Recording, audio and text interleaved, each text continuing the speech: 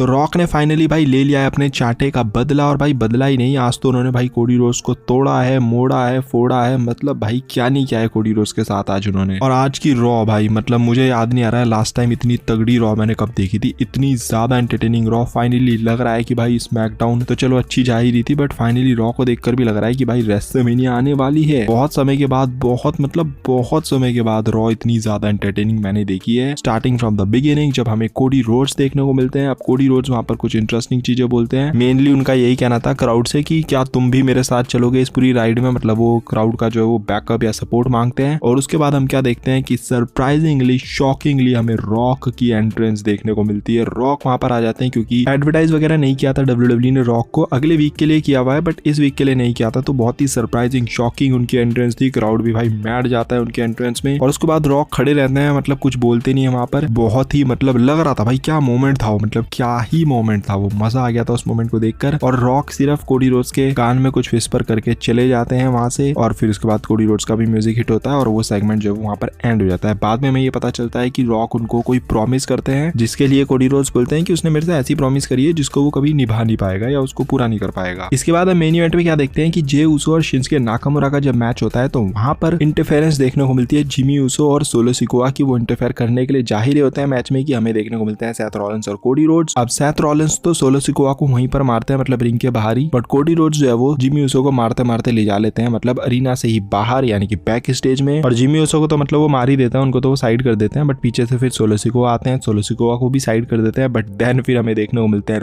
Rock Cody Rhodes को attack करते हैं। रॉक भाई मारते हैं उनको, कभी इधर घसीटते हैं, कभी उधर घसीटते हैं, कभी इनकी शर्ट फाड़ रहे हैं। इनफैक्ट वो वहां से बाहर ही ले जा लेते हैं उनको, रोड पर जहाँ पर बारिश हो रही है। मतलब वो भाई मूवी वाला फील आ रहा था, मतलब ऐसा लग रहा था कोई मूवी देख रहे हैं हम। बारिश हो रही है, भाई विलन मार रहा है हीरो को, मतलब और वो भी बहुत ही बुरी कदर बेरहमी से मार रहा है, मतलब वैसा वाला फील मतलब WWE ने आज डाला हुआ था उस पूरे सेगमेंट में। रॉक उनको मार रहे हैं भाई रोड पर, उनको कभी वो बस पे मार रहे हैं फेंक के, कभी कार पे मार रहे हैं फेंक के। इनफैक्ट उनका सर ही फट गया वहां पर, और काफी चीजें भी वो बोल रहे थे रॉक मारते हुए कि लुक एट यू नाउ, मैं मतलब ये चाह नहीं रहा था ये सारी चीज हो, बट तू बीच में आया, तूने रॉक के बिजनेस में बीच में टांग अड़ाई। रॉक की ममा को उसने काफी चीजें बोली कि भाई कि मैंने बोला था कि मैं एक बेल्ट लेकर आऊंगा, और फिर वो बेल्ट भी लेकर आते हैं। और उन्होंने एक चीज जो बोली थी पिछले कुछ प्रोमो में कि वो एक बेल्ट लेकर आएंगे जिसमें वो कोडी रोड्स का ब्लड लगाएंगे, और वो चीज उन्होंने आज करी। बेल्ट लेकर आया, उस पर कोडी रोड्स का ब्लड वगैरह लगाया। भाई क्या ही फील आ रही थी, मतलब लिटरली वो जो मूवीज नहीं देखते थे हम पहले कि भाई विलन जो है वो हीरो को बहुत ही बुरी तरह मार रहा है, कि विलन मतलब इतना बुरा है कि हीरो पे तरस आने लग गया, तो वैसा वाला सेगमेंट था जी। और इस तरीके से भाई पूरा सेगमेंट ही एंड हो जाता है। ऐसा नहीं है कि रॉक ने थोड़ा बहुत ही मारा, मतलब थोड़े मिनट के लिए ही, बहुत लंबा ये सेगमेंट चला, मतलब लास्ट में वो बातें भी कर रहे थे, बोल भी रहे थे कि look at you now, look at you now. ये तो काफी बार बोला, खैर उन्होंने मेरे ख्याल से रिकॉर्ड ही बना दिया होगा कोई, बट ये है कि ओवरऑल प्रॉपर एक बढ़िया सेगमेंट, एक मूवी वाली फील आ रही थी। और भाई हाइप जो है ना वो इस मैच की नेक्स्ट लेवल हो चुकी है। अब next week Roman Reigns Rock दोनों एडवर्टाइज हैं रॉ के लिए, तो भाई नेक्स्ट वीक भी बवाल होने वाला है, मतलब हाथापाई अगले हफ्ते मतलब और ज्यादा नेक्स्ट लेवल होने वाली है, क्योंकि अब हाथापाई स्टार्ट हो चुकी है। तो भाई अब तो मतलब बात वाला टाइम तो चला गया है, वो बातें जो प्रोमोज वगैरह हो रहे थे ना वो अब चले गए साइड। अब तो भाई लात घुसे मुंह के ये सभी चलने वाले हैं, तो मैं एक्साइटेड हूँ अब नेक्स्ट वीक के लिए भी। अब एक और बड़ी चीज जो कि आज हमने शो पर देखी, वो देखी कि CM पंक हमें देखने को मिलते हैं वापस करते हुए, जो कि एडवर्टाइज थी उनकी रिटर्न। तो ऑब्वियसली अब पहले तो CM पंक रोमन रेंस के लिए बोलते हैं कि रोमन रेंस ने मेरा नाम लिया पॉडकास्ट में, तो भाई उससे मैं कभी ना कभी तो मिलने वाला हूँ, तो वो चीज उन्होंने रोमन रेंस के लिए एड्रेस करी। बाकी उसके बाद वो मैकइंटायर के बारे में बात करते हैं, मैकइंटायर वहां पर आते हैं, कमेंटेटर टेबल पे मैकइंटायर बैठ जाते हैं, और फिर इन दोनों के बीच में बातें चलती है जो कि काफी इंटेंस थी। एक बहुत ही इंटरेस्टिंग चीज CM पंक ने बोली मैकइंटायर को, जब मैकइंटायर अपनी शर्ट वगैरह दिखा रहे होते हैं कि उस पे CM पंक का नाम लिखा होता है, तो CM पंक बोलते हैं कि भाई मुझे कभी मर्चेंडाइज बिकवाने के लिए किसी और सुपरस्टार का नाम नहीं लिखना पड़ा। तो वो बहुत ही इंटरेस्टिंग चीज उन्होंने बोली, और ये बात फैक्ट भी है भाई, क्योंकि पता ही है तुम्हें कि CM पंक की मर्चेंडाइज कितनी तेजी से बिकती है। अब CM पंक उनको बोलते हैं मैकइंटायर को कि भाई रिंग में आ, मतलब यहाँ बात कर रिंग में, बट मैकइंटायर बोलते हैं नहीं भाई तूने कोई वेपन छुपा रखा होगा और तू मेरे पे अटैक कर देगा और फिर मैं इंजर्ड हो जाऊंगा, मैं अपना मैच रेसल नहीं कर पाऊंगा रेसलमेनिया 40 में। तो वो मतलब आते ही नहीं रिंग के बीच में। अब एक बहुत ही एंटरटेनिंग चीज भी हमने वहां पर देखी सेगमेंट में, जब ड्रू मैकइंटायर बोलते हैं कि मैं तो भाई शुरू से चोजन वन था, तो CM पंक बोलते हैं किसने किया था तेरे को चूज, कौन था वो, क्या नाम था उसका। फिर उसके बाद सेथ रॉलिंस भी आते हैं वहां पर। सेथ रॉलिंस बोलते हैं भाई कि जो बंदा उस मैच के अंदर नहीं है वो उस मैच को डिसाइड नहीं कर सकता कि वो ये बनेगा वो बनेगा एंड ऑल। तो मतलब वो बोलते हैं भाई तू मेरे रास्ते से साइड ही रहे। और उसके बाद फिर CM पंक डिसाइड कर लेते हैं, हालांकि क्राउड चैंट कर रहा था कि भाई वो रेफरी बने। मैं भी एक्सपेक्ट कर रहा था कि वो रेफरी ही बोलेंगे, बट वहां पर उन्होंने बोल दिया कि वो कमेंटेटर होने वाले हैं। तो भाई मेरे को बड़ी अजीब सी चीज लगी, तो वो अब यहाँ पर स्पेशल कमेंटेटर रहने वाले हैं इस मैच के लिए। हालांकि उन्होंने चीज बोली कि कुछ वो एंटरटेनिंग कुछ इंटरेस्टिंग करेंगे, तो वो पता नहीं क्या होगा, बट अगर कुछ नहीं करते हैं वो आउट ऑफ नोवेयर कुछ मतलब कुछ सरप्राइज या कुछ शॉकिंग, तो फिर तो मतलब बेकार रहेगा, क्योंकि कमेंटेटर बनाने के लिए थोड़ी यार वेट कर रहे थे लोग सोच रहे थे कि वो रेफरी बनेंगे, कुछ इंटरेस्टिंग होगा, बट वो मतलब कमेंटेटर बनेंगे तो मतलब फायदा नहीं है मेरे हिसाब से। अगर हाँ कुछ प्लान किया हुआ है कि कमेंटेटर में मतलब बैठ के वो कुछ बीच में इन्वॉल्वमेंट करेंगे या कुछ करेंगे तो वो बात अलग है, बट आई होप जिस तरीके से चीजें सारी चल रही है, बुकिंग बहुत अच्छी कर रहे हैं ट्रिपल एच, तो मुझे लगता है कि कुछ अच्छा बुक किया होगा वहां पर। इसके अलावा जो लैडर मैच होने वाला है टैग टीम चैंपियनशिप के लिए रेसलमेनिया 40 में, उस मैच के लिए जितने भी पार्टिसिपेंट है सबको भाई मतलब अटैक कर देती है जजमेंट डे, तो वो मतलब एक सही सेगमेंट लगा कि चलो लैडर मैच के लिए भी ट्रिपल एच जो है वो अच्छी बुकिंग कर रहे हैं, तो स्टैंड टॉल दिखाया वहां पर जजमेंट डे को। इसके अलावा रिया रिप्ली और Becky Lynch face to face आते हैं, जहां पर हाथापाई भी देखने को मिलती है, हमें ब्रॉल देखने को मिलता है वहां पर रिया रिप्ली और बेकी लिंच का, जहां पर ऑब्वियसली सिक्योरिटीज वगैरह या फिर रेफरी वगैरह जो है वो साइड वगैरह करा देते हैं दोनों को, बट स्टिल अच्छा खासा अटैक मतलब इधर उधर हो जाता है। बीच में डोमिनिक खामा खा पिट जाते हैं बेकी लिंच से ऑब्वियसली। आईसी चैंपियनशिप की तरह चले तो वहां पर सैमी ज़ेन ब्रॉन्सन रीड से हार जाते हैं, मतलब गुंथर ने पहले ही बोल दिया था कि भाई तू तो ब्रॉन्सन रीड से भी हार जाएगा, और गुंथर थोड़ा सा मतलब अपनी इंटरफेरेंस करते हैं मैच में, मतलब जाते नहीं है बस थोड़ा सा वो आते ही वहां पर और उसी से डिस्ट्रैक्ट हो जाते हैं सैमी ज़ेन और ब्रॉन्सन रीड उनको हरा देते हैं। अब इंटरेस्टिंग चीज की बैक स्टेज में चैड गेबल उनको बोलते हैं कि तेरे को अगर फोकस रहना है तभी तू हरा पाएगा गुंथर को, ऐसे तू अपने दिमाग में सोचता रहेगा डाउट लाता रहेगा तो तू हार जाएगा गुंथर से रेसलमेनिया में, तो अगर तेरे को फोकस रहना है तभी तू जीतेगा, और अगर तुझे रहना है तो भाई तू मेरे से बात कर अकेले में आके, तो कुछ बात होगी इन दोनों के बीच में, लेट्स सी क्या होगा वो। पर हाँ भाई जितना ये चैड गेबल को इन्वॉल्व कर रहे हैं ना बैक स्टेज में इस पूरी स्टोरी लाइन में, तो मुझे लग रहा है कि चैड गेबल के लिए कुछ तो प्लान है रेसलमेनिया 40 में, मतलब या तो वो हील टर्न करेंगे सैमी ज़ेन को कॉस्ट करेंगे जिसके सबसे ज्यादा चांस मुझे लग रहे हैं, या वो कुछ और ही करेंगे, तो बट कुछ तो है मतलब कि चैड गेबल के लिए जो रखा हुआ है उन्होंने रेसलमेनिया 40 में इस पर्टिकुलर मैच में। बाकी जो पूरी रॉ थी भाई वो कांट मिस थी, मतलब मजा ही आ गया आज की रॉ देखकर, और जो हाइप है वो रेसलमेनिया 40 की भाई वो नेक्स्ट लेवल जा चुकी है, जो मैं हर शो पे बोल रहा हूँ। आज तो रॉ भी इतनी तबाही थी, स्मैकडाउन तो हो ही रही है तबाही, आज रॉ भी भाई तबाही वाला शो था, तो मजा आ गया पूरा। और अगर आपको ये वीडियो थोड़ी पसंद आएगी तो don't forget to like comment and smash the subscribe button. मिलता है अगली वीडियो के अंदर, till then love you all and do not give up, just keep fighting.